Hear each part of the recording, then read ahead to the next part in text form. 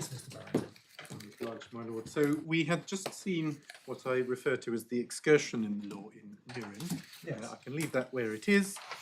The next, chronologically, of the cases is dealt with by Mr. Justice Arnold at paragraph 39 and following. That's GSK.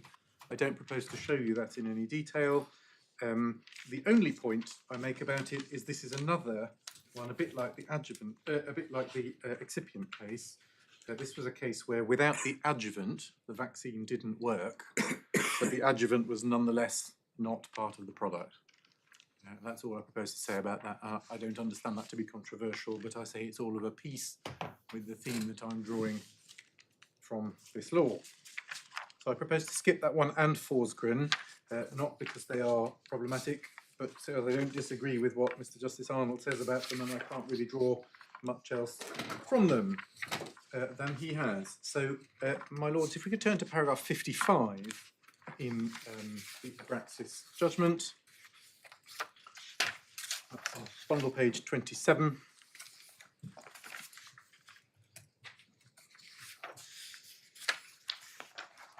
So at 55 itself, the judge reaches the clear conclusion in respect of Article 1b that the reformulated, if we can put it that way, paclitaxel is not the active ingredient because it just includes the active with a carrier. So he declines to make a reference on the basis it's act eclaire. Then at 59, we come to the issue that's a bit more pertinent to the present case. It says that clear from Forsgren that consistently with Article 8.1b, it's proper to refer to the SMPC and the EPAR.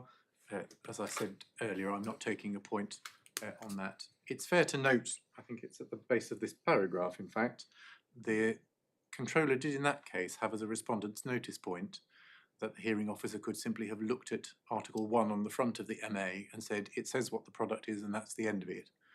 I'm not running that in this case because I don't need to, because that's not what the hearing officer did. Forgive my ignorance, but what is the EPAR?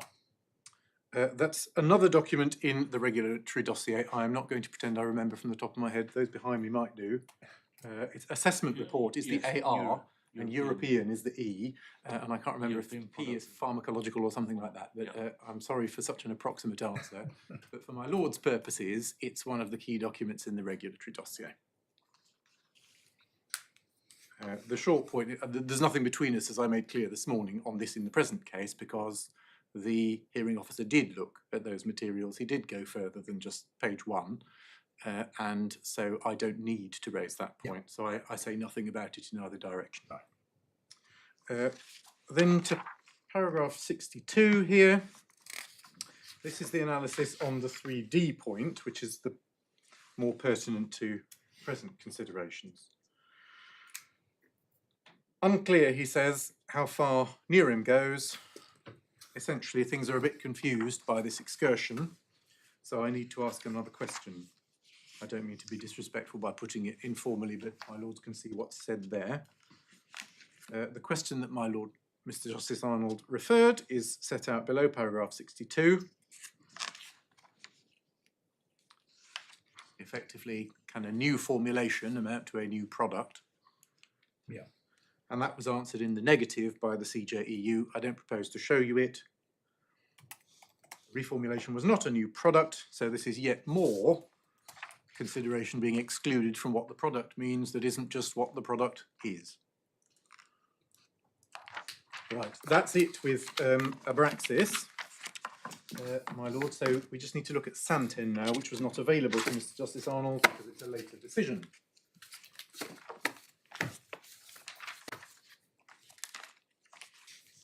Santen is at tab 9 of the authorities bundle. I can do this relatively quickly because my learned friend took you to it in part this morning. The judge was right to find that this is a judgment that was binding on him because July 2020 was before IP completion day. It was in the Withdrawal Act, which was the 31st of December 2020, so this is part of the retained EU law and was binding on him. I'm going to spend a bit more time with this than I did on the others, but not a lot more because you've seen it already. We'll start at paragraph 2, just to show you what the case was about. We've applied for an SPC which has been rejected for a medicinal product with cyclosporine as the active ingredient. A first point to make before we turn the page and see what the problem was, they refer to both regulations here. The first version of the SPC regulation is that 92 regulation, the heading below legal context, and then there was an updated regulation in 2009 which is referred to above paragraph 5. There are no material changes, and so my lords don't need to be concerned with that difference, which is why you've been shown cases before and after the switchover, if I can put it that way. My lords, can we then go to paragraph 14, please, on page 194 of the bundle? So Santen had an MA for a product with cyclosporine as its active to treat severe keratitis. It was rejected on the basis that was not the first MA, because MA had been granted for a medicinal product set out in paragraph 16, also having cyclosporine as its active ingredient. It was presented, this one, in an oral solution and indicated for preventing the rejection of solid, organ and bone marrow grafts, and for other therapeutic indications, including some that are listed there. So in this case, as between the two authorizations, they had a different formulation, a different dosage route, a different treatment site, and they were there to treat a different medical indication, by which I mean disease, effectively. None of those four things was found to be part of the product. These were said to be authorizations for the same product, as we will see. So even though all of those things were different, it was still the same product because the definition of product is narrow and strict.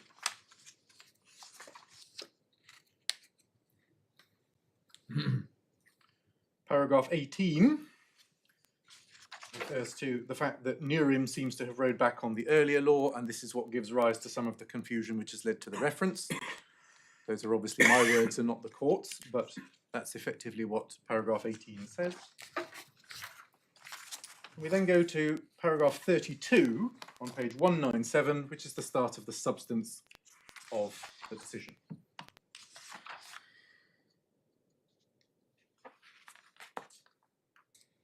(32) paraphrases the questions that have been referred. Essentially asks whether the different therapeutic applications make for different products within the meaning of the regulation following Newron. Question that would have been clear before Newron in my submission, but was less clear after it.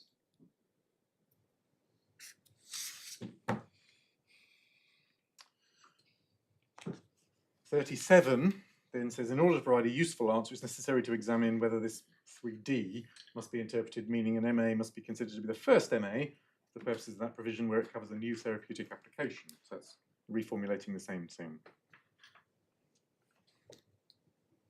And 39, and this is why 3D cases are relevant, notwithstanding that this is a 3B appeal, because the common analysis they have is that it is necessary in the first place to determine the concept of a product as defined in Article 1B, and whether it's dependent on the therapeutic application of the active ingredient.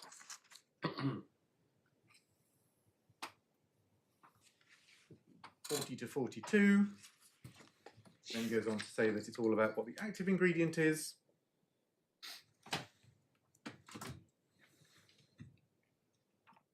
(43) then says, reading 1B and Article 4 together, that the term product must mean the active or combination of actives in the medicinal product, without it being limited in scope to a therapeutic application. And then paragraph 44, this is one that my learned friend took you to this morning, and my Lord Justice Birss made some observations about the latter part of it.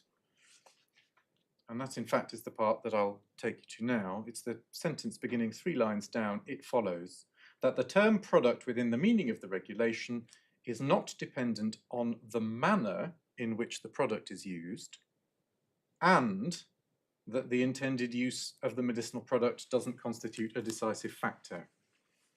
I say that it's tolerably clear on the faces of that sentence that it's not saying the same thing twice. So the intended use of the medicinal product isn't a decisive factor, and that's intended use expressed generally at this point. It doesn't say the intended use in the sense of the indication to which it's being used as a treatment. It just says the intended use. And before that, it says the manner in which the product is used, which I say is a broader consideration. What they're saying is, effectively, the same as that pithy summary from the hearing officer in Yedda. It's about what the product is, not what it does. And I said to you when we looked at that, after Santen, nor is it how it does it. The manner it's being used in is not part of the consideration, because the product is what the product is. Paragraph 46 then is the one that ties, that draws the correspondence between the two regulations that I showed you on the first page. The strict view of the term product was given concrete form in Article 1B of the 2009 regulation. It defines it by reference to an active ingredient or combination of active ingredients. So all that case law we've seen about the prior regulation, that now has a concrete form, that strict interpretation. So that, the definition now in 1B wasn't in the previous regulation. Is that effectively what you're saying? It was. I don't quite understand why. There's almost a suggestion that it was not a concrete form before. I don't understand why they've put it that way. All I need to say is it's clear on the face of the regulation applying now. And it's equally clear, I think, from this paragraph, that those cases under the old regulation, which expressed the strict version of the term product. Because they were also interpreting a definition. Yes, quite right. And we saw indeed in the explanatory memorandum that that was set out before any of these regulations were written. So it would be rather surprising if it hadn't been there. So I'm afraid I can't explain that in terms of how they phrased it, but certainly in terms of the regulation with which my lords are concerned, it's absolutely clear. There is a concrete form to that strict definition, and that strict definition is the same one that was discussed in all those cases under the prior regulation. Yeah.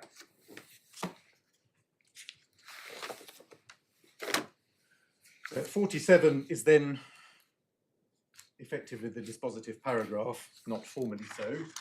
So it says that Article 1B must be interpreted as meaning effectively that the definition of product is narrow.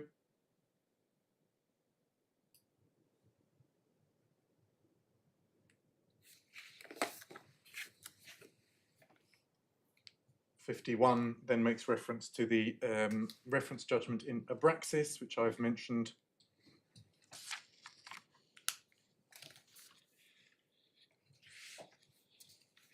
And then 55 is an important point. Thus, as is apparent from paragraph 11 of the explanatory memorandum, which I took you to this morning, and this endorses the fact that that's a valid tool for interpreting the regulation in my submission, the EU legislature intended in establishing the SPC regime to protect not all pharmaceutical research, giving rise to the grant of a patent and the marketing of a new medicinal product, but to protect research leading to the first placing on the market of an active ingredient or a combination of active ingredients as a medicinal product. So simply to say we've done something deserving, we've done real research and real work, isn't enough. Wouldn't it be fair to say that what Mr. Davis's clients have done is in fact the part that they say, but to protect the research of the first placing on the market of an active ingredient? That's what they have done. Well, the question is whether it's the first placing on the market of the product. Yes, I think at the level of that, I can accept it. And the point is that this is saying, this is drawing a distinction from a teleological point of view between a purpose where you're trying to protect some pharmaceutical research and some which you're not. And it might be said against you that the very pharmaceutical research that this case is concerned with is in the very kind which this paragraph recognises the purpose of the regulation is to protect. In my submission, we have to go back to the regulation. The Balancing Act, as my Lord Justice Lewison said this morning, is encoded in the regulation, and the regulation has made that distinction for us. I understand. And it's absolutely clear. Is whether this paragraph does, if I misunderstood it, please tell me, but at least as I read it, it does do what you say. I understand you say the regulation is the detail, but if this paragraph has relevance, which side of the line in the paragraph do you accept? Do you say these applicants fall?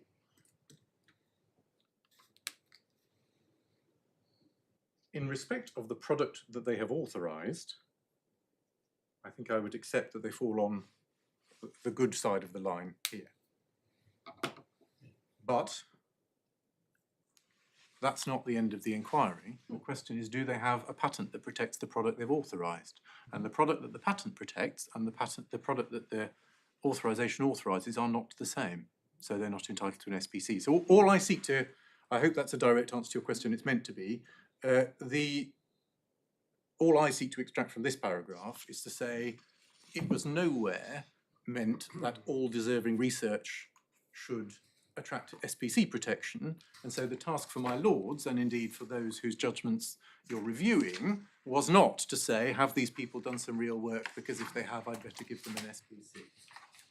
That's all I seek to let them do.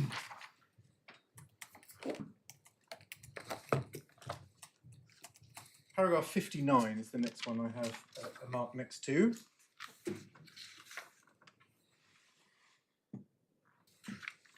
Here, they extend the point that I made this morning about a simple system arising from the explanatory memorandum.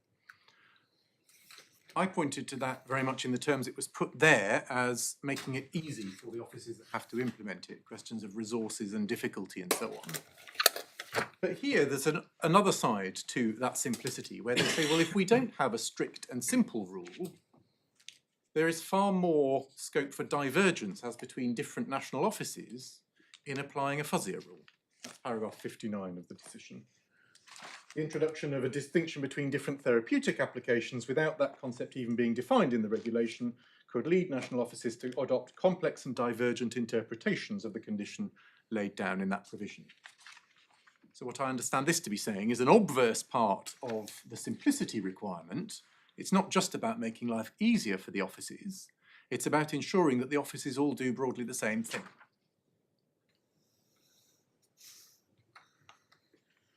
And then paragraph 61 gives the text that ends up in the dispositif over the page, effectively overruling Newron in terms and saying the therapeutic indication is no part of it. And that's because, I'm now speaking, this is now my submission and not part of this paragraph, that is because product has a strict definition. It's not a decision limited to the question of therapeutic indication. It's a question that has decided that the product means the active ingredients, and a consequence of that is that the therapeutic indication is no part of it. Just going back for a moment to the interchange between you and my Lord Justice Birss about paragraph 55. Yes. You accepted, I think, that the research that went into sulfonamide was, so to speak, on the right side of the line. I think that must be right. If one then follows that through, one would expect the marketing authorization to be an authorization for sulfonamide, which you say it is. I do. And then when you look for the match between the market authorization and what the patent protects, you don't find it. Exactly. That's my case. Yeah.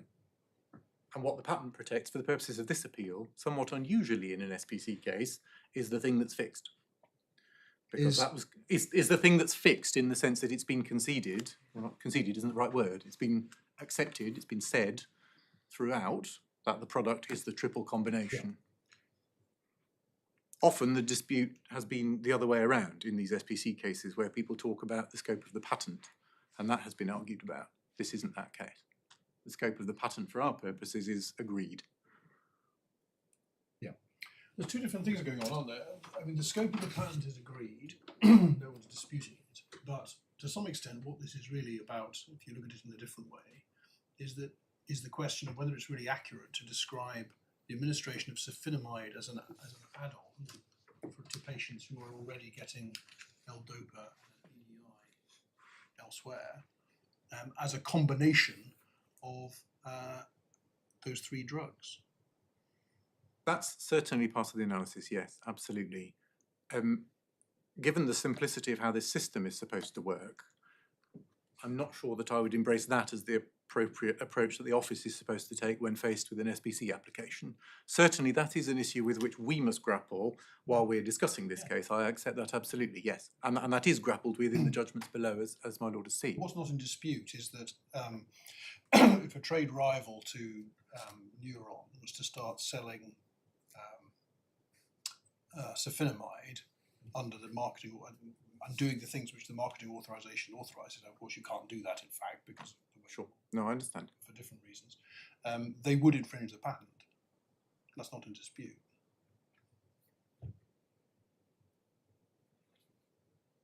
That's what I understand the dispute not to be, if you see what I mean, about the scope of the patent. Well, it would depend the circumstances in which it was being sold. I think on the facts as my lord has just presented them on their own, I'm not sure that is right. Okay. If the claim is to a triple combination of things. Well, the claim is a use claim. It's not actually a claim to a combination. No, of course, but it's the use of a combination. Yeah. Then, if it's the sale of sulfonamide when those other things are being and using it with the other things, then that might be right. It might be means essential or something like that. But that's not the question in this case. Effectively, we've got a clear acceptance and rightful acceptance that the product protected by, because it's not just a question of infringement either. The 3A case is very clear. This isn't just about does it infringe the patent, isn't actually the right test. We've all been saying that informally in that way, and no criticism of any of us, myself included, we've all done that because it's a convenient way to talk about it. But that, of course, isn't actually the test. Sure. So the protection of the patent claim has been accepted to protect all three of those things. Yes. What is authorised by the authorisation is very clearly, and the work that's been done to produce the authorisation is in respect only of one, and that is the beginning and end. Well, the work, as I understand the clinical trial sheet we were shown, the work done was in respect of administering sulfonamide to patients who were already on L-DOPA. So the patient, so it's to a particular patient group, but they've done none of the manufacturing work, they've done none of the process work, and none of this is a criticism, nor would I expect them to, for an authorisation of sulfonamide. But it's not just efficacy data that you put into an authorisation, even if the law were not as it is and we were supposed to go and investigate these things in detail. But the point that's put against you is that it isn't really just an authorisation of sulfonamide. It's an authorisation of sulfonamide as add-on therapy with other active ingredients. But that's But it's not. And just to be clear, what I mean when I emphasise that, it's not an authorisation of sulfonamide with other things which are excipients or non-active things. No, I accept that. And it's not about what the therapeutic indication is. I didn't say Parkinson's disease, but what it is an authorization of sulfonamide as add-on therapy with L-DOPA and a PDI, which are both active ingredients. Well, there's a small distinction I need to draw there. I'm not sure that last bit of the sentence is quite right. Okay. It's as an add-on therapy in the sense of they are authorised to supply the sulfonamide that will be given to patients who have got those other two things. No, that is an important distinction, my lord. Because what they're authorised to put on the market is the sulfonamide to be given to a patient group defined by the fact they are on those other two things. They are not authorised to place on the market sulfonamide and levodopa and PDI with the sulfonamide being used as an add-on therapy. Okay. And that's an important distinction because what we're concerned with is what is the product. Are you saying that they can't sell the L-DOPA as well?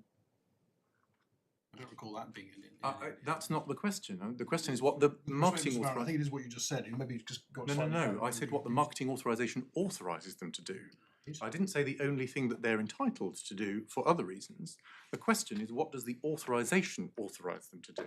Yes. And what the authorization authorises them to do is to market sulfonamide. Okay. As an add-on therapy. Yes, to be given to patients who have already had levodopa and PDI. Okay. So that's the definition of the patient group, which is another manner of the manner in which it is used. The manner in which it is used is as add-on therapy to a group of patients defined by having taken these other things. Absolutely, but the curiosity about this case, and Mr. Davis is right, is that no other case, as a matter of fact, and I understand your point on the submissions, I really do, I get the point that you say the principle is what's used is still out. No other case on the facts has had a situation in which the extra factor that's being prayed in aid is or at least involves an active ingredient. I think that's right. I can't think of one. No, and I can't either. No, I think that must be right. But you say it doesn't help them, I understand. I do, yeah. But I think that must be right, Michael. But I do keep coming back to it's not a question of what are the entitled. My learned friend's done this a lot in his skeleton. Say, well, the question for the court is what are we authorised to do? That's not true. The question for the court is what is the product, the subject of the authorisation? What product does the authorisation authorise them to do? Not, by the way, are they allowed to do some other things for other reasons? And the product, the subject of the authorisation, I say it is clear, is sulfonamide. And the fact that it may work as an add-on therapy or as an antidote to a poison that has to be there, none of these things, these are all just use context. These are exactly the manner in which it is used, which is excluded from the definition of product by the by the Grand Chamber in Sampton. So, in other words, if you were to substitute for patient group already receiving levodopa PDI horses, sure, you're within pharmacia. Yes, or if it were another patient group, if it were men over 63, or if it were for children, or if it were for the patient group, it's just another manner in which it's used. And I say here, really, the other ingredients go to defining the patient group. Because the authorisation hasn't authorised these people to supply, regardless of whether they can or not, the authorisation hasn't authorised them to sell levodopa and PDI. And that becomes important later when we look at the second of the... What difference would it have made if the product, if the identity of the product stated in the marketing authorisation had said sulfonamide, L-dopa and PDI? If it had said those three were the product, then I think we'd be in a very different position. I think that probably, I mean, it would... Arguably, we would still... But I mean, you know. Yeah, arguably we would then have to look at the rest of the... It might be said it would be appropriate to continue to look at the SMPC, but I think there would be a very strong presumption that it was allowable. If the product is said to be that triple combination, then I think it would be, you would have to find something extraordinary in the material, the regulatory materials to displace that in my submission. So yes, that would be a very different case where the authorisation plainly did authorise the product protected by the patent. I say that distinction rather draws out the difficulty with the present case. But what difference would it have made out there in the real world if that's what the marketing authorisation had said? Well, I suppose what it would mean, two things perhaps. It would mean that Newron was authorised to sell those other things, so that if there is some other reason that they can't, then on my Lord's authorisation, they certainly would be able to. Secondly, they would only be able to sell sulfonamide with those other two things alongside. So they wouldn't be able to sell sulfonamide on its own. I think that's right. If the product of the authorisation is a triple combination, you can't be plucking things out and saying, well, you can just have this bit. Under this authorisation, they can and probably do sell sulfonamide alone because other manufacturers are supplying the remaining parts of the therapy. Yes, I believe that's right, but I don't want to give evidence. And actually, for my purposes, it wouldn't matter if it was the same people supplying levodopa and PDI pursuant to a different authorisation, because as I must keep stressing, the question for my lords is not a question of, in fact, what are they entitled to do? It's a question of what product does this authorisation authorise them to sell? That's the critical distinction. Yes. So, did I miss another question? No. So that's it as far as Santen is concerned. I'd better say a few words about Mediva. I'm not going to take my lords to it, but just a couple of very short submissions on it. my learned friend relies on it quite heavily.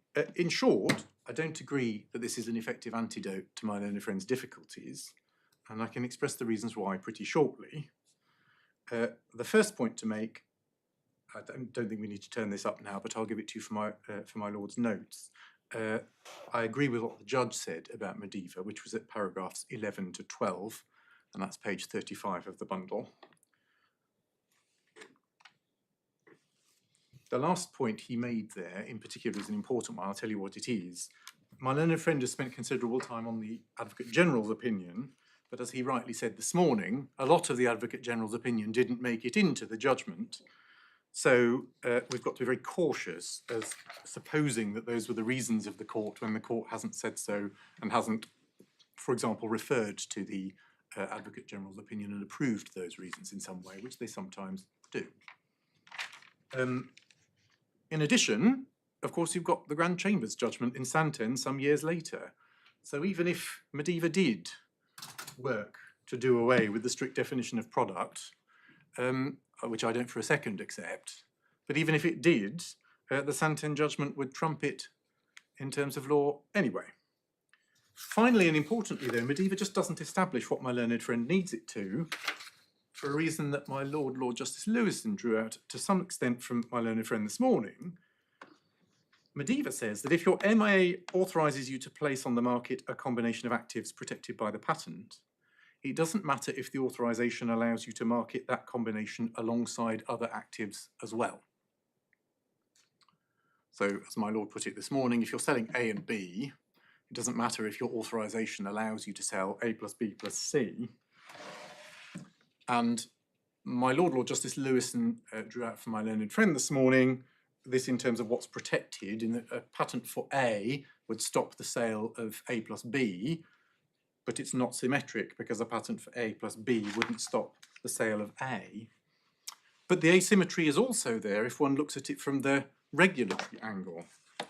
At the broadest possible level, an SPC is about compensating parties for the time they've spent doing work to produce a regulatory dossier. That's put rather informally, but I think that's clear as to what I mean. What Mediva says, in effect, is if you've done the regulatory work, establishing the safety, the efficacy, the manufacturing processes and so on, in relation to actives A and B, it doesn't matter if you've also done additional regulatory work in relation to actives C and D. They did broaden out Article 3b to that extent. To put it informally again, the CJE will forgive you for doing a bit too much work in your regulatory dossier. But my learned friend needs to establish the opposite.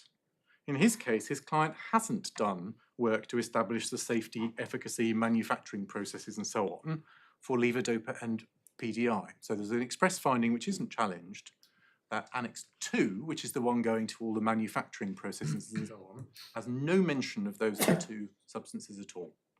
And that's not a criticism. One wouldn't expect it to, because this is an authorization for sulfonamide.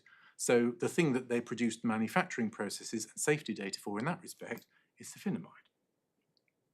My learned friend, though, needs to be forgiven, to use my informal formulation, for having done too little, not having done that work in respect of all three products, all three parts of the product equally. Mediva doesn't suggest anywhere that that's allowable, and there's a good reason why the logic of Mediva wouldn't be reversible that way, based on, as I say, an SPC being recompensed for the time you spend doing regulatory work. If you don't do regulatory work on all of the product, you don't do the manufacturing work, for example, on all of the product, you don't get that compensation available for the full, all of the product. So ultimately, Mediva doesn't help my learned friend get past the line of cases we've seen ending with Santen. It's also the point my Lord Justice Birss raised this morning, that it's of course a case pre-Newron, before which it was less clear whether all deserving research was supposed to be found a way to get an SPC. It's now absolutely clear that that's not so. Right, now to the UK law. Just one case to highlight, and that's Yedda. I think I can take this very, very quickly. First, the facts are summarised in the decision, and I've reproduced that in my skeleton. Might be the easiest place to take it, underneath paragraph 60. So it's a quote under paragraph 60 of my skeleton. If I could just ask my lords to read that, I'll take that as the introduction to what the case is about.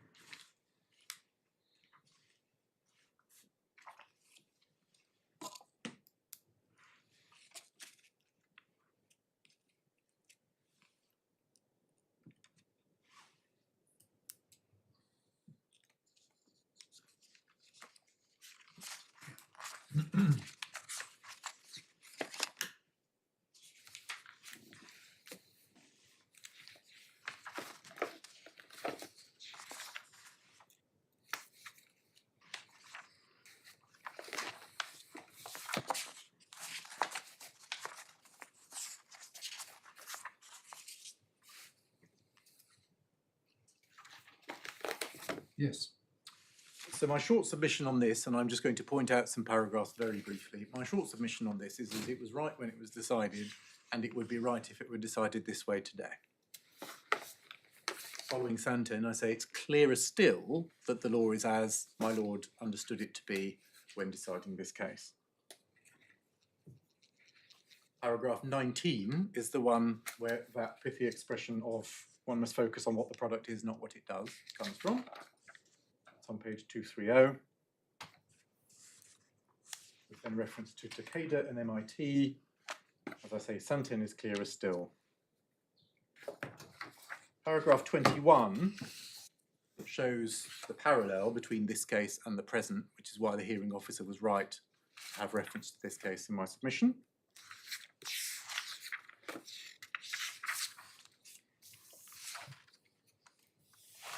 And then paragraph 24, the central finding is at the bottom of the page. Thus, despite the view put forward by Mr. Powell, I considered the passages he referred me to in the SMPC and the assessment report, that's the EPAR, my lord, do not tell the full story. They describe conditions under which Erbitux may be used clinically. I have to concern myself with determining exactly what is the medicinal product that's been approved and not just with its use or uses. I say that would be perfectly proper to have said exactly in those terms today. There are 2 points of rebuttal in paragraph 25 that are dealt with, the second of which is particular to that case and doesn't run here, so we needn't concern ourselves with it. The first point is effectively that the data about irinotecan were incorporated by reference into the MA, with the consequence that on a true interpretation, because if you look at those data, the product becomes swelled by the things that were in the clinical data. It's more or less exactly the same point as run in this case. And 26 is the answer, which says, no, that's all about how the product was used. It doesn't change what the product is. And I say that's the right conclusion today, in that case, or this.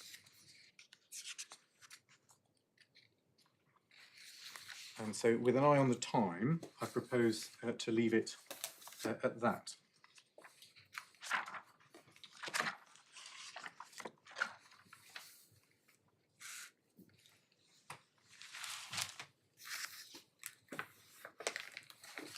I've made that point. Right, so to the decision, and I'm just again going to pick out 1 or 2 key findings and show you those as basis for what I think at some point it would be helpful if you showed us the marketing authorization and explain what you say it authorizes.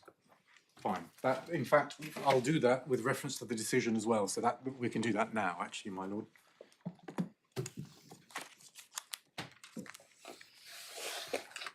Because my short submission on that is that what the bits that the hearing officer drew out, and the judge drew out the same ones to the same conclusion, say what both of those people said they say to the same effect. Yeah. So I will show you that. I'm not just going to leave it at that, but essentially I'm not going to say anything different from what's in the decision and the judgment about those. Right. Well, just to put a question to you that I think I put to Mr. Davis. Yes. Is what the marketing authorization authorizes a question of fact or a question of interpretation? I would not put it as high as saying it's a question of fact. However, the AH Sudan case that I put a quotation in from, and it's mentioned in the judgment as well, doesn't limit what it says to questions of fact. It talks about deference to a specialist technical tribunal. Yeah, so basically the hearing officer is more likely to get it right than we are. I certainly wouldn't dare to put it like that, my lord. But certainly, the hearing officer is a specialist in these things, and as my learned friend has told you, is very technically adept and able to deal with the science and look at those documents and say, well, how is this working? What is the role of this molecule compared to that molecule? And so, even if I were to assume that the three of you were more educated, for argument's sake, in those scientific matters than he was, as an appellate tribunal, it would be appropriate to be reticent in going behind that. I'm not saying that you're not entitled to, that you don't have jurisdiction or something like that. If you think it's wrong, then that's a different matter. But you would have to be convinced it's clearly wrong, and really as a matter of approach, that there was some deficiency before it would be appropriate to reverse those findings. So I don't need to say, and I don't say they're findings of fact, but I do nevertheless say that they're ones that you should be slow to go behind unless you're shown something that suggests they're very obviously wrong.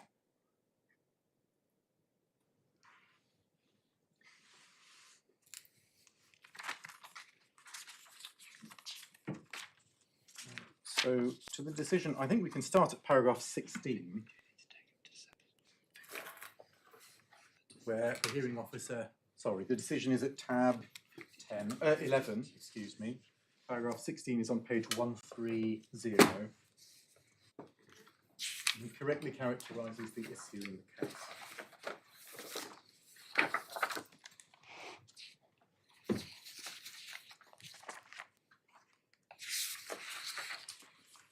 Then to paragraph 25, we've seen that already, that's about Yedda. So to paragraph 28. So here, all the hearing officer is saying is, what I need to do is work out what the product is, not what it's for. And that's right. Paragraph 30 is his summary of the line of cases that we've seen, and I say it's correct for the same reasons as what I've been showing you as we've been going through. So then to paragraph 31 on page 137.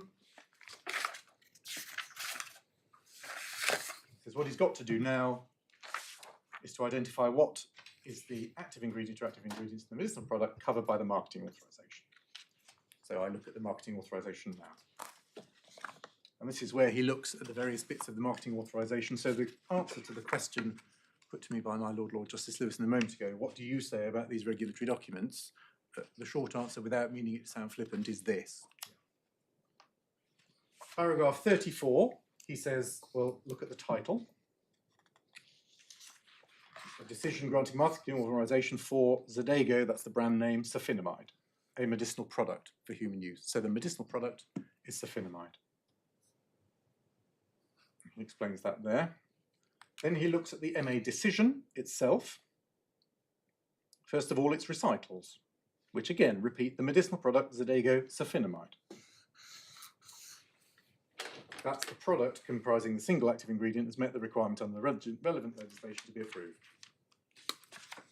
Then the decision itself, Article 1, states the marketing authorization is granted for the medicinal product Zadago sulfinamide, the characteristics of which are summarised in Annex 1 to this decision. My learned friend sought to suggest that Annex 1 qualifies what the product is. I would say that's not right, that's not what this says. What this says is the product is sulfinamide. Sulfinamide has some characteristics, and those are in Annex 1 to the decision. Those characteristics, in my submission, are things that don't form part of what the product is on the Santin basis. So according to Article 1, those things are the characteristics of the medicinal product Zadago. Is that right? Yes. Of the product, Zadago, which is sulfinamide. Deliberately said medicinal product. Oh, sorry, yes. That's what it says there, and also because in the regulation there is a difference between product. No, that's very fair. That was not. I was not meaning to draw a distinction there. That was me speaking too quickly. That's right. But it says again, it's quite clear that the medicinal product is sulfinamide. Well, this is the point that Mr. Davis has made, which I know is what you were addressing, but it doesn't strike me at the moment to be unreasonable, is to say, well, wait a minute, the decision positively states that characteristics of the medicinal product are summarised in Annex 1. And as you know, Annex 1 includes references to add-on therapy with L. It also includes references to any other excipients that would have to be in there. It includes references to any adjuvants that would have to be in there, not in this case. It includes reference to how it should be administered in terms of dosage. It includes all of those things. There are lots of things that are characteristics. They're in Annex 1 to the decision. Absolutely. Those are the characteristics of the product. They're not the product. And the question for my lord is what is the product that's authorised by the authorisation? So that's Article 1. He deals with it, paragraph 36. And he says, so far, at 37, he says, on this basis, this appears to be only one active ingredient identified, sulfonamide. The judge in the judgment says that, if anything, is an understatement. Not quite what that means, but it's right. So then the hearing officer goes to the SMPC, 38 and 39, and he takes sort of the best bits for this purpose. Section 1 and Section 2 describe the medicinal product, Zodego, which we know Zodego is sulfonamide. Section 2 there makes absolutely clear each film-coated tablet contains sulfonamide, methensulfonate, that doesn't matter, equivalent to 50 milligrams of sulfonamide. And then a full list of excipients. We know those don't form part of the product, and those are in the same annex. So picking out the bits of the annex that you would like to be part of the product and saying, but the others aren't, is unprincipled and isn't right. Then Section 4 of Annex 1, clinical particulars. Zodego is indicated for treatment as add-on therapy. It says that's the only reference in the SMPC to add-on therapy. What does indicated mean? Indicated, it means shown to work to treat, I think, or shown to work for, in the present case. That's probably about the best. I mean, does it mean that it is compulsory to use sulfonamide in this way? It will do when it's in the... That word in another context might not mean that, but its appearance here means that, yes. It has that effect in the authorisation. Yes. I mean, it's a sort of medical pharma word, isn't it? Indication. Yes. Which catches you out until you realise it's being used in a very special sense. Yes.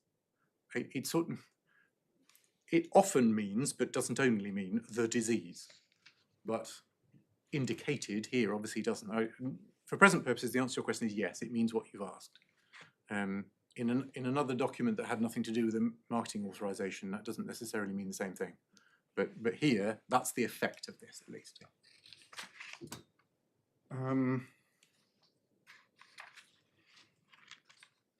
Mr. Barron, let me tell you what's just troubling me a little bit.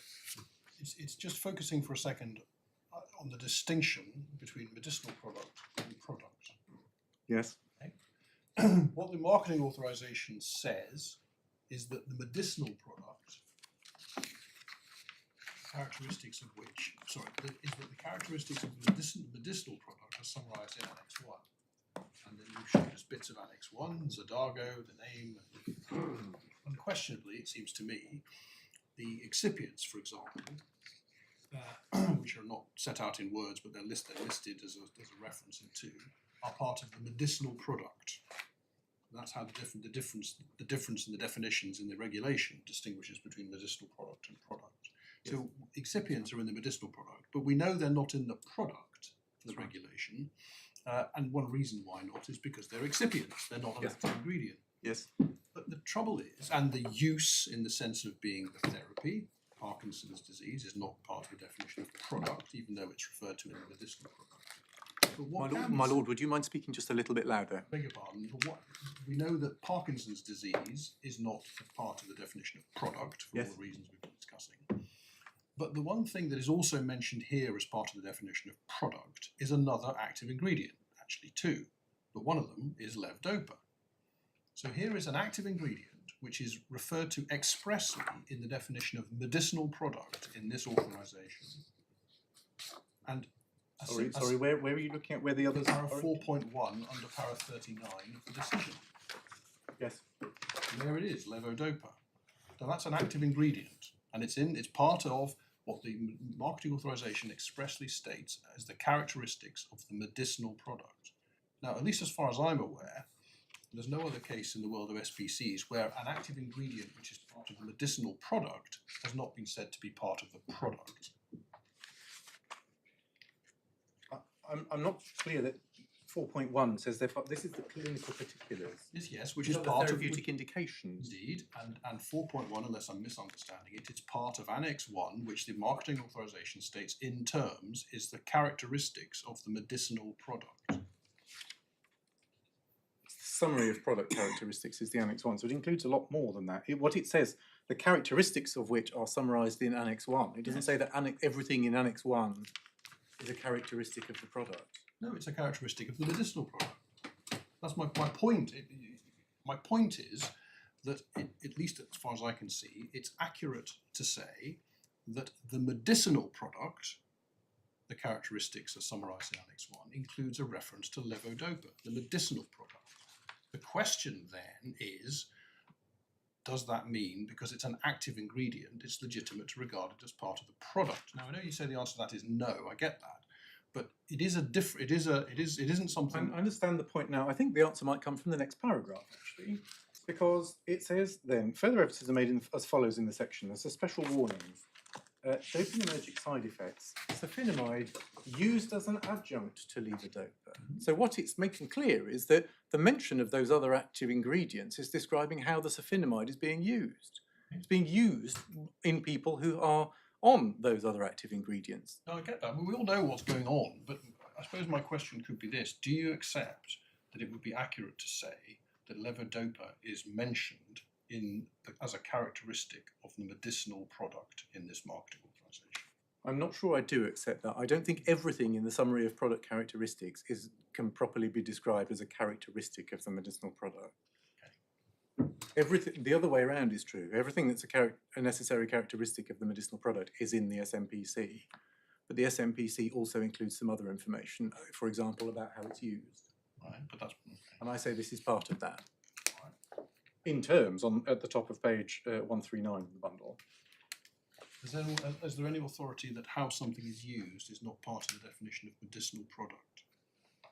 I'm not aware that it's been considered, no. But we have seen authority that it's not part of the product, which is the question for my law. Which is the question for my law. Yes, indeed. Absolutely. We then see a further example of this under paragraph 40. We've got the pharmacodynamic effects part of Annex 1. Effects of safinamide, 3 lines down, were not dependent on a whole series of characteristics of the patient population: age, gender, weight, renal function, and exposure to levodopa. So again, it's a property of the patients, really. It's not a characteristic of the product or the medicinal product. Then at 41 is the important finding I referred to earlier about the manufacturing data. There are no mentions whatsoever in Annex 2 of levodopa or the PDI. That work in relation to manufacturing safety and so on was done only in relation to safinamide. And I don't think that's challenged. And as I keep saying, I'm not criticising them for only doing that work in respect of the product that their authorisation authorises.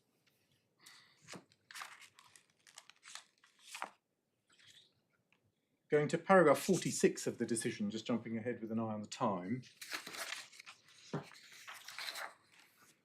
About halfway down, a sentence saying safinamide is used to treat Parkinson's patients only. So I say this section here comports with my suggestion that the levodopa and the PDI define the patient group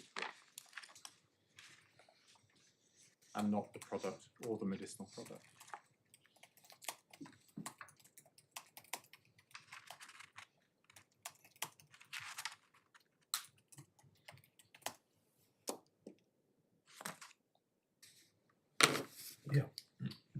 I think I'd better leave it at that with an eye on the time. Those are the really key parts of the decision I rely on. And given the time, I'm not, I don't think, going to need to go to the judgment, which might be a slightly odd thing to suggest in an appeal from that judgment, but actually, in material respects, the greater part of the judgment is devoted to an analysis of the case law, and I simply say the judge got it right. It's the same to I preferred to show you the case law itself rather than just his quotations from it, because I thought that gave you a fuller picture. But I'm not going to add anything by showing you that he took parts out of it and did so. We've already talked about what he said about Mediva, and then yes, I think given the time, actually very little purpose will be served by my going to the judgment in detail, so I think we can go straight to the appeal arguments, which we can take very shortly because a lot of it I will already have said, but I will try not to repeat myself when I find things in my note that we have already covered. I will summarise, though, the key themes, the way I put the argument in structure. 1, the product in 3A and 3B is the same product. Must be the same product as a point of principle, I mean. 2, in both cases, it attracts the strict definition, even if that means deserving cases do not attract an SPC.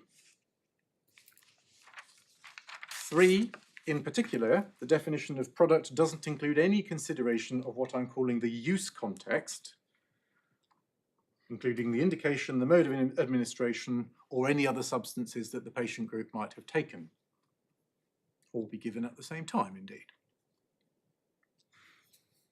4, applying that correct decision, the MA in this case approves the product sulfonamide, simpliciter, which is what it says on its front cover. That is therefore not the same product as the product of the patent, which it is agreed is the triple combination product. So the SPC application was bound to fail.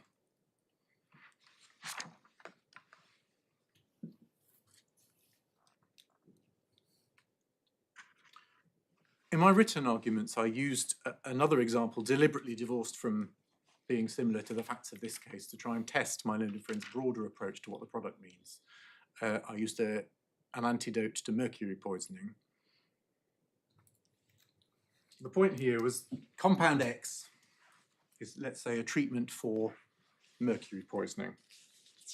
It only works on patients who have mercury in their system, plainly. Indeed, the data for the approval, if we look at the marketing approval in my example, will all be on patients who have mercury in their system, plainly. Otherwise, there's not much point in the data, subject to controls, obviously. But the product, plainly, is compound X, the antidote. The poison that it's treating is plainly not, on any sensible view, part of the product, either as a matter of considering it as human beings, what do the words mean, or in light of the law that we've seen. The MA data wouldn't require the applicant to show the safety or manufacturing process for mercury either, plainly. And so I say that it serves to show, it's a deliberately silly example, which shows to test and show the problems with taking this expansive definition of product. Well, it only works if this other substance is there in the patient, therefore it must be part of the product. It's just logic, or the medicinal product even, is logic that can't work. My learned friend in writing took a point about a distinction between use, meaning the therapeutic indication, and use being other type, the context of the use. He said that no CJEU judgment has excluded use as combination use, as he puts it. First of all, a central question between us is whether it really is combination use, and you've got my submissions on what the product is. Secondly, Santen just does away with that when it says the manner of use. And you also have my submissions that it is general principles that are being laid out by the CJEU's judgments and not appraisals of the facts, which indeed it enjoyed no jurisdiction to reach. Yeah. So I'm not going to repeat all of those. It's paragraph 44 of Santen that was expressed that both the indication treated and the manner of use were excluded from the definition of the product. I say that's central, that's fatal to my learned friend's central argument. The product is just that, it's the product itself.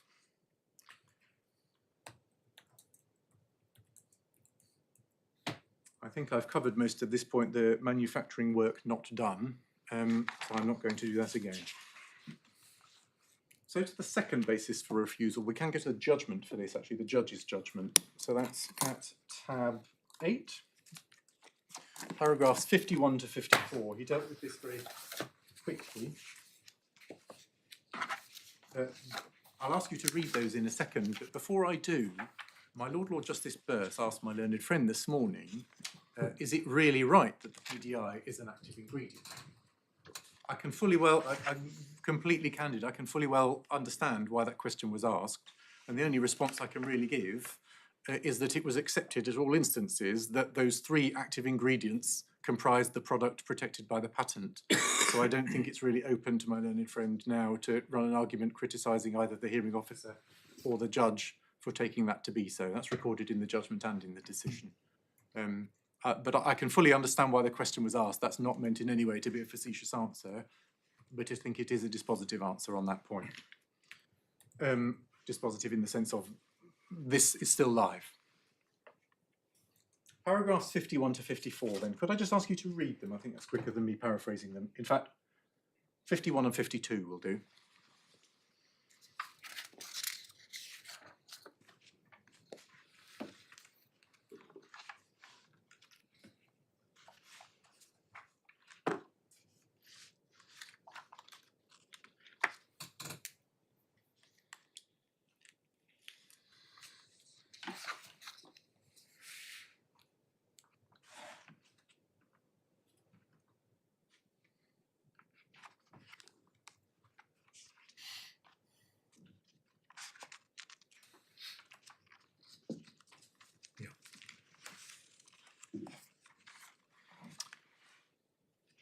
This ground of refusal applies even if my learned friend were right that applying the relevant law, the product is a combination product. That's because the hearing officer found, as you've just seen, and the judge accepted that finding was open to him, that in any event, the product of the MA, even if it were a combination by taking in all that broader context from the other documents, annexed to it, did not include the PDI. That's important because the product covered by the patent, protected by the patent, is the triple combination of sulfonamide and levodopa and PDI, all 3. For your note, we don't need to go there because you've just seen what the judge had to say about it, but the hearing officer considered this at 55 to 59 of his decision, and it's clear that he based his findings on an appraisal of all the technical materials he was shown. That's particularly from 57. His finding, appraising the technical materials before him and what they told him as a matter of science, I suppose, as a matter of technical disclosure, was that the PDI didn't appear to be a necessary part of the product, the subject of that document. That is a technical finding, appraising those materials in the round and what they teach from a technical standpoint. I appreciate I'm overusing the word technical, but that's for good reason, because it engages the deference that I said it's appropriate to show to a technical specialist tribunal. So this is a finding, certainly not a finding that I'm saying my lords can't go behind, but I'm saying it's one that it's appropriate to be slow to go behind, and which my lords shouldn't go behind unless you see something pretty compelling to say that it's clearly wrong. And that there is not in my submission, nor has anything been shown to you. Sorry, Mr. Barron, you characterised the finding in a sentence, and I didn't write. I made the fatal mistake of not writing it down when you said it. What was it you said? What the hearing was, what the finding was. Yeah. Yes, he found that in any event, the product of the MA did not include the PDI. It's 55 to 59 of the decision, the hearing officer's decision, and you've seen the paragraphs that reproduce that or discuss that in the judgment too. The judge's short point you've just seen was that the references to the PDI were, as he put it very neatly, too few, too deeply buried in the MA, and too equivocal to be part of the product. I say that is relevant. That might sound like a bit of a carping basis. Well, it took a bit of a while to find it. Isn't a very good reason to say it's not part of the product. But given the explanatory memorandum was clear that the aim was that SPC allowability be determined by reference to objective data that are easy to verify, without any excessive burden or any additional capacity being needed in terms of personnel skills at the patent offices, I say it is actually perfectly proper for the judge to have said, yeah, that was open to him to say, and I think the judge went further, as you've seen, and said it was right. And as I've said, this finding alone is fatal to the SPC, given that it's been common ground throughout that the patent covers the triple combination. Even if the liberal approach to product is taken, which I've deprecated at length, this isn't the right combination because it's not the triple one. Yeah. So the product of the MA and the product of the patent can never match.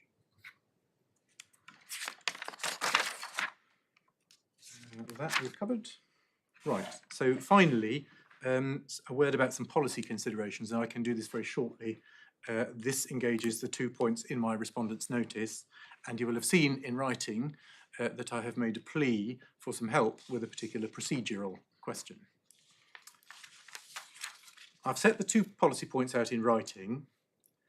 I don't have material to add to those, so I'm going to take them more shortly today and rely principally on what I've written. I'm just going to highlight the key parts and say why I say they help me. That's my skeleton at paragraphs 102 to 126. To be clear, and I was equally clear to the judge, I do not argue that if you're not with me as to the grounds of appeal, then I can win because of these points separately. I'm not arguing that if you're against me and you think that the appeal is otherwise allowable, these points will win. That becomes very important later on when it comes to my procedural plea. Instead, in my submission, these policy reasons serve to help explain why the law is as it is. I've shown you that the law is the way I characterise it, I hope. I've sought to. And I'm providing these as context for why I say it is so. Good reasons that may well have been in the minds of the CJU, just expanding on what the explanatory memorandum says. Why it is the CJU has taken such a strict definition. So that leads me to the procedural point that I've raised about when a respondent's notice is needed. I'm going to just take a couple of minutes on that. I'll do it as briefly as I can because it isn't going to determine the appeal precisely because I have said these points will not determine the appeal. These points were ventilated before the judge entirely as they are now, subject to some very minor editing. The relevant paragraphs of the skeletons are the same, and that's deliberate. Being entirely frank, they were not part of a respondent's notice before the judge because the controller thought and thinks that a respondent's notice was not necessary to run them, given that these are not said to be determinative of the appeal independently. The relevant rule, of course, is 52.13.2 CPR, and the familiar, but in my submission not entirely helpful wording, is that a respondent who, and it's part B, wishes to ask the appeal court to uphold the decision of the lower court for reasons different from or additional to those given by the lower court, must file a respondent's notice. Now, as I said in writing, the scope of the wording reasons different from or additional to is, being respectful, not as clear as it might be, not least because it appears to present an alternative, either different reasons or additional reasons, but it's very difficult to conceive of how reasons could be different from ones the judge reached without being additional to them, or how they could be additional to the reasons that the judge reached if they're the same. So on the face of it, the wording of the rule isn't entirely clear as to what these two alternatives are that it's providing. As to quite what this means for when a respondent's notice is required, well, one looks to the practice direction, 52C, paragraph 9 is the relevant one, but we won't go to it because all it does is repeat exactly the same words. The guidance in the White Book is paragraph 52.13.2. That's on page 1783 of volume 1. I don't propose to go to that now either because it doesn't have anything to add on helping with when a respondent's notice is needed at the lower bound. The upper bound of whether you instead need a cross appeal, there is law about, and that's a different matter, and I'm not going to engage with that today. The controller has a real and perhaps obvious interest in clarity here. As the deciding body in an ex parte procedure, he's a serial respondent to appeals. And also, as a practical matter, this bit isn't something my lords can help with. 14 days isn't very long in which to find a litigation team, allocate a new hearing officer to take over the matter, seek counsel, review the appeal, and come up with a case as to whether a respondent's notice is required. That's the rule, and my lords aren't going to displace it, but I say that to explain why it is a particularly acute consideration for us and why it is that I'm asking for help. Because when we're doing things at extreme speed, which is the reality of the decision to file a respondent's notice, a clear rule is plainly helpful. To ensure that I wasn't missing a clear rule and about to make a fool of myself, I checked with my co-standing counsel and with 2 predecessors in my role, all of whom now in silk, to say, am I missing something here? And they have all said they won't mind me saying the response from each of them was, oh, thank goodness, if you can finally get a clear answer to that, that would be wonderful. So it is a straightforward plea to say, we are not clear about this. If the answer to that is that it's somewhere and we're all fools and we've missed it, so be it. But I'm presenting my lords with an opportunity to make this clear. I'm going to offer a possible formulation. I mean, your difficulty in this respect is that, by and large, as a general rule, we don't decide points that we don't need to decide. I understand. And so I'm asking, and I accept that, and I've been very straightforward about it, and we dithered, I don't mind saying, about whether it was appropriate to put the point in a respondent's notice now so that it could matter. But I thought that was inappropriate because I had the points ready and the judge had said they should be in a respondent's notice, so I wanted to put them in. I didn't want to sort of misuse the court in that way. So I'm making a simple request. If my lords don't think it's appropriate to meet it, then you won't say anything about it. I don't want to push too hard, and I don't want to take up a vast amount of time on this appeal. However, I would simply say this is something that isn't very clear. It would be helpful to users of the court, and I hope therefore to the court, if people were more clear about it. And so we would appreciate it very much. Well, you're if speaking some to the guidance right judge, because my lord is the chairman of the Rules Committee. that has not escaped me, my lord, but that's not why I'm raising it. I'm raising it because this is a genuine concern. And it's not really a question about what the rule... I'm not asking you to change a rule. I'm just asking for some clarity as to how the rule is properly to be applied. We say the judge was wrong when he said I needed a respondent's notice for these points. And I don't want to try my lord's patience, so I won't go through my proposed formulation for when a respondent's notice should be used orally. I've done it in writing. Yes. Effectively, I say the purpose of a respondent's notice is notice. The appellant shouldn't be able to lose on a point they haven't been given formal notice of. And so if it's a point that can be dispositive, even if the respondent loses on everything in the appellant's notice, it needs to be in the respondent's notice. So where's your formulation, Niels? It's. I don't have a pithy one-sentence version of it, my lord. Maybe I I thought do. you were saying you did. I'm so sorry. No. Well, maybe. I wasn't meaning to suggest that, but I may have expressed it in a sentence. I think it's your paragraph 108.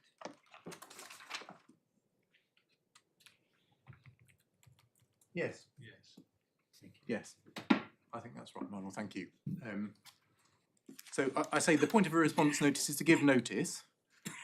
If you're just providing context to the points in the appellant's notice, and it's not a new point, then you don't need a respondent's notice. And indeed, it would be unfortunate if the controller of all parties were discouraged from providing policy context to the arguments in play in an appeal. We see that as part of our role when we come here, where there is policy context to assist the court with what it is. If that all had to be done at top speed and put into a respondent's notice at the beginning of the process, the straightforward outcome of that would be that the Court of Appeal would receive less assistance about that policy context.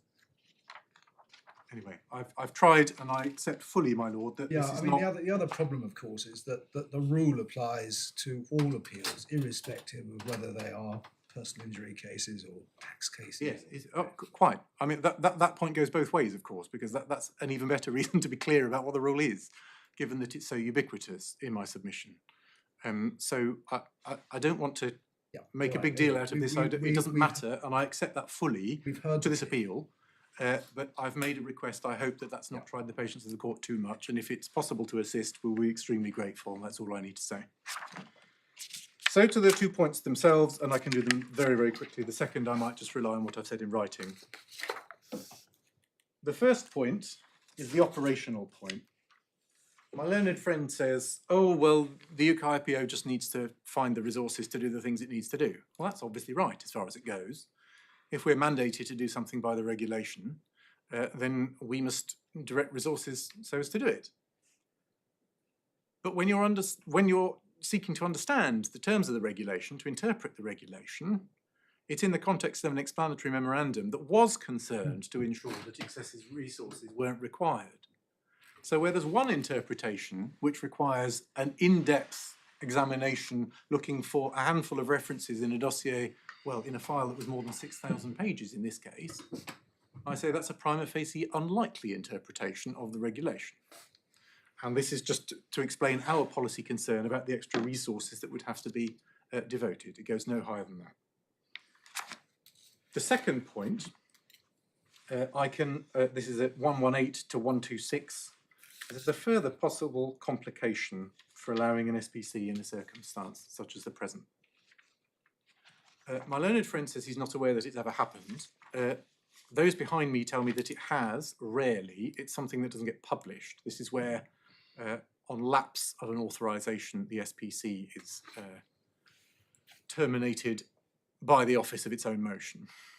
It has happened, I'm told, but it is certainly extremely rare. But I don't need to rely on that. Even as a thought experiment, the point is the same. The problem here is that if you expand the definition of product beyond what the authorisation on its face authorises, then you bring into play the relevance potentially of other authorisations which are not listed, not relied upon for the grant of the certificate, and will not appear on the register, and the public will never be told about them. So that the currency of another authorisation could determine the lapse of the SPC that's effectively in the dark as far as the public and the office are concerned. And I say that's undesirable, and for that reason is a fundamentally unlikely scheme for those framing the regulation to have set up. They are short and minor points, and I don't propose to make any more of them than that. My lords, unless I can assist you further, that's the case for His Majesty's Controller. Thank you very much, Mr. Barron. Mr. Davis, do you wish to reply? Yes, very briefly, my lord. I have 4 brief points in reply. Can I start perhaps though with point 0, which is on the it's all terribly difficult to control. There's a serial appellant, mostly for computer software rather than SPCs. The controller, and I accept this is something that the Rules Committee, but the controller has a very odd and unusual position on such appeals, in that really they're there to assist the court and not to bat for the judge and argue why the judge was right. It's quite unusual for the judge in any case to be able to send along an advocate to explain to the Court of Appeal why he was right. It's also the case that if one were to adopt the procedure that my own friend, the appellant only gets to hear about these matters a few days before the hearing in the skeleton argument. So it doesn't seem particularly fair to say the controller must have more than 14 days, because struggling around the counsel is very difficult. But the appellant can be dumped with these points, 7 days before the hearing, and need to deal with them. So that's my 2 pennyworth on point 0. Point 1 in reply is I would like to take you to a couple of aspects of the travaux that you weren't taken to. And really, I wasn't going to whisper read on to my learned friends. I was thinking that's a bit unfair. But I will perhaps take you to them. This is the explanatory memorandum, This is the explanatory memorandum, yes. right? Now, that is at bundle, the authorities bundle 13, and it was paragraph 11, page 252. So we took in the first couple of sentences of paragraph 11.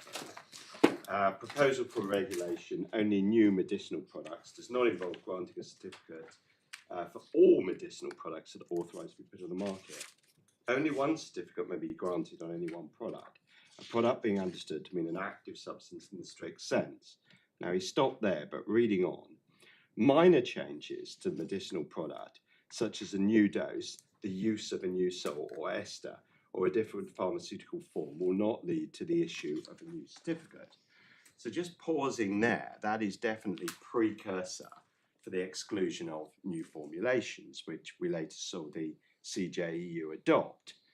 But then on to paragraph 12. However, the proposal is not confined to new products only. A new process for obtaining the product or a new application of the product may also be protected by a certificate. All research, whatever the strategy or final result, must be given sufficient protection. Now, I lingered over or a new application of the product.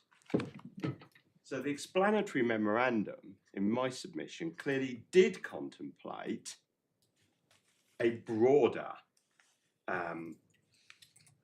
understanding of the test under 3B, let's put it that way, than the one subsequently applied by the CJU, because I have to accept the CJU has held that a new therapeutic application of the product isn't covered. But to say that Being the same product to horses and humans is the same product. Indeed. So it's quite clear. Well, there's 2 points that are clear. First, the Travo weren't entirely brought into effect by the CJEU. But more this, to say that the Travo always intended narrow protect is just simply not borne out by that paragraph 12 there. Yeah. That takes me on to my fundamental point that if supplementary protection certificates ought to be allowed for endeavour that has resulted in a patent that has been prevented because an MA is required, and when an MA is subsequently granted, unless they're not. Now, my learned friend put together, and I think both of us said 3, but actually then we listed 4 use contexts. That was my learned friend's conception, this idea of use contexts. 1, veterinary or human. 2, therapeutic application. 3, formulation. And 4, combination use, which I'm saying is either simultaneous, separated, or sequential. Those are the words from my claim. So those are the 4 use contexts. And we accept that the first 3 of them, there is now CJEU authority that they are not relevant for the purposes of 3B, despite the explanatory memorandum thinking 1 or 2 of them might be.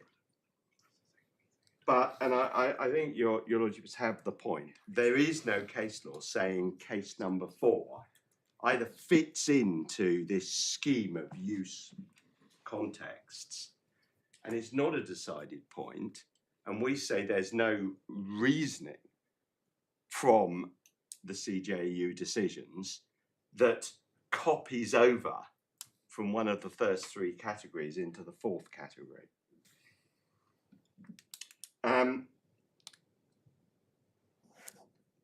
That's it on that main on my main point. Otherwise, I'm just repeating the thrust of my submissions.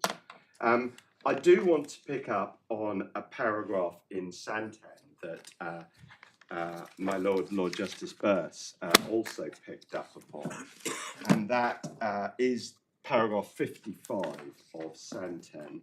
So that is, just to go very briefly to it, page 199. So that, we say, is the endeavour that ought to be protected by a supplementary protection certificate, research leading to the first placing on the market of an active ingredient or combination of active ingredients as a medicinal product. And I cross-refer that to the finding of the hearing officer as to what the marketing authorisation was to, and that is to be found at paragraph 52 of the hearing officer's decision, which is bundle page 143, I beg your pardon, not paragraph 52, paragraph 46, 141. So I look firstly at Santen, protect research leading to the first, etc., etc. And then the hearing officer's clear view, or he doesn't use the word clear, in my view, right at the beginning of 46, paragraph you were taken to, but not this part. In my view, the marketing authorization makes clear that what safinamide does is provide a means for effective treatment for Parkinson's disease to continue when a problem starts to arise with the usual treatment of levodopa on its own or with levodopa and a PDI. And we say spot on, that's what the marketing authorization is making clear. And that's what the marketing authorization is to, if I can put it that way. The same paragraph also tells us what an EPAR is. It does. So doubly worth referring to it. A paragraph that I do need to take you to, although I'm going to say it's not worth referring to, but I do need to take you to it, is paragraph 52 of the hearing officer's decision, and the first sentence of that, in which he says the patent and the SNPC indicate that safinamide has an action against Parkinson's disease in its own right. We do not accept that as correct, and indeed it isn't correct. And it does not follow from any of the analysis that the hearing officer did earlier.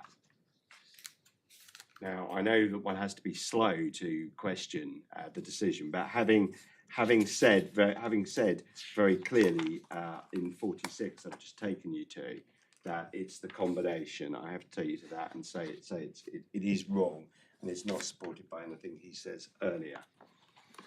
So that is my second point.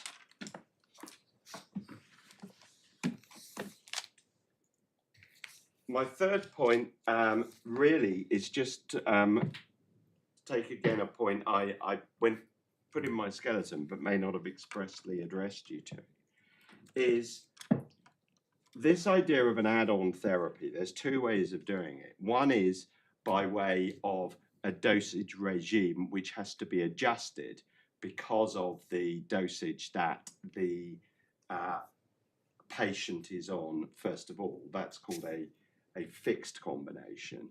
The other is the concept, which is slightly narrower, of a fixed dose combination, in which you know there will be X of active 1 and Y of active 2.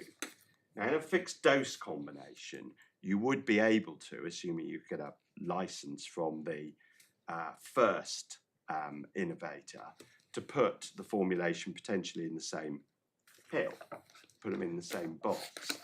And we just say this as a matter of what has been contributed towards human knowledge is a completely arbitrary line, because on the controller's argument, one could get a marketing authorization for a fixed dose combination because one could put them in the same packet. but merely because the way it has to be administered, either in time or in exact titration of amount, means that you're only on a fixed combination, would be a completely arbitrary distinction to draw, and one that we ask you not to draw. I'm not sure that that is what Mr. Barron is saying. He's not saying you couldn't have got a marketing authorization for all three.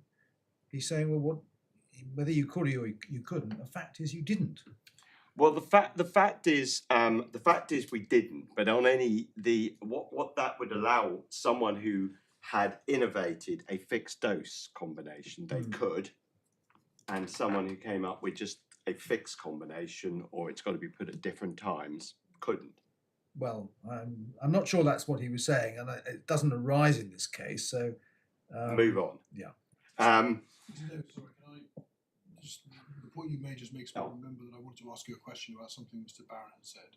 The point Mr. Barron made against you was that while no doubt your client, if it has the right marketing authorization, which is a different one, can sell an L-DOPA as well as the sulfonamide, this marketing authorization isn't the instrument which would allow your client to sell L-DOPA. He's right about that, isn't he? This marketing authorization. So, can I ask you to repeat the question? Yes. The point that was being made was this marketing authorization doesn't authorize your client to sell the L-DOPA. No. Your client may be able to do that, but if they can, that's because they've got a different marketing authorization. Yeah. I think that feeds into another slight point that my learned friend made, is that an SPC, and I wrote this down, is to compensate a party for the work they did putting the regulatory dossier together. So he's saying effectively we piggybacked over L-DOPA already being known and out there because we didn't need to reinvent that wheel. And the SPC is to compensate what we've put together marketing authorization wise. That is not right, and that is contrary really to all the authorities. What the authorities say an SPC is there is to give you fair additional term over your patent rights. The lack of marketing authorization has prevented you from doing. And so that's really the answer to my lord's question. That's where his point falls down, is that the time and effort we've put into the marketing authorization isn't really what the SPC reflects. The SPC reflects the time and effort we've put in to the innovation of the patent, which is to the combination, which we've been prevented from because of the term.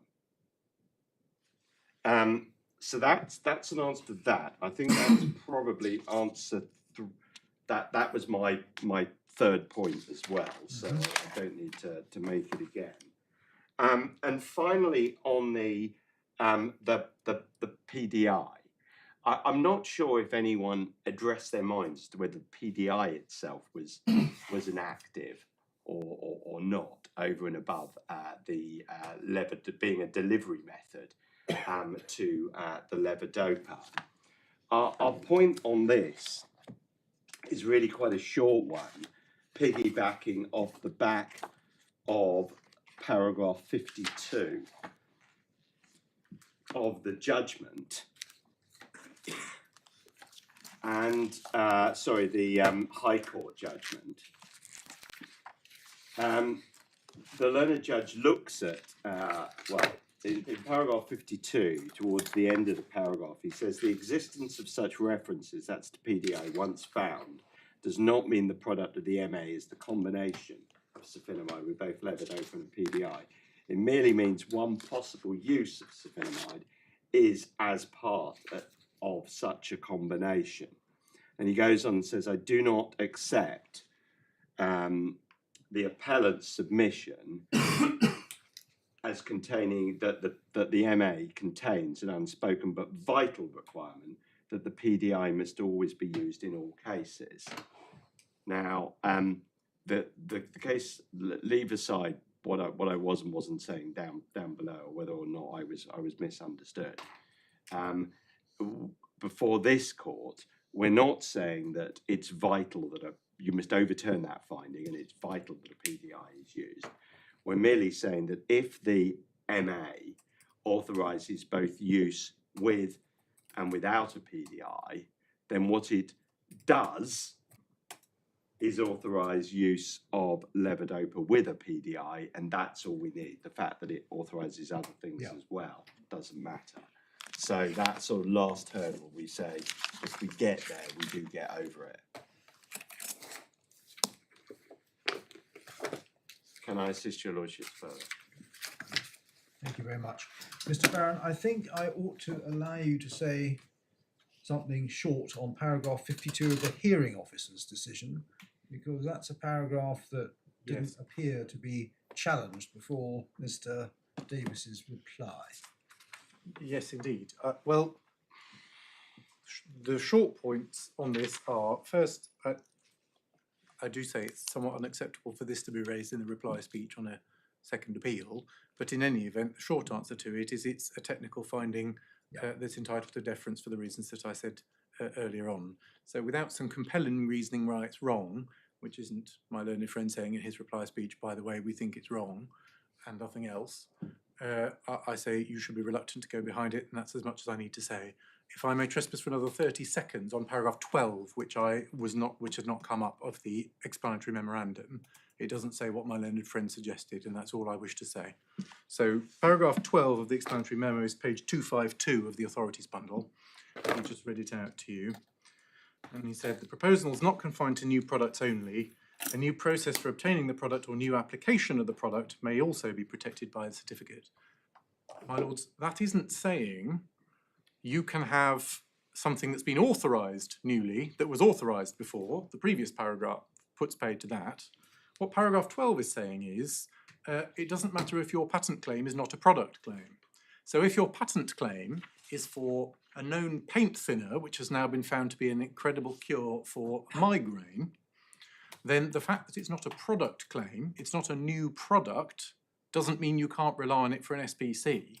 But if it had been authorised before, and a marketing authorisation for a different application, that would be a problem, and paragraph 11 makes that clear. So it doesn't say what my learned friend suggested. That's all I wanted to say. Right, well, thank you both very much for your interesting arguments. As you may appreciate, you will get a draft in the usual way. That will be your opportunity to correct our English, but not our reasoning, introduce new points. The draft judgment will come with a strict embargo, which means what it says, so it can only be distributed to those who are on the list that's been given to the court.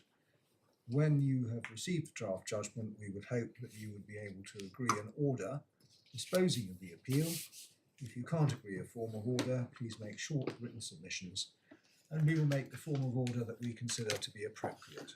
The eventual hands down will be remote, electronically by email and released to the National Archives, so there will be no need for any further attendance.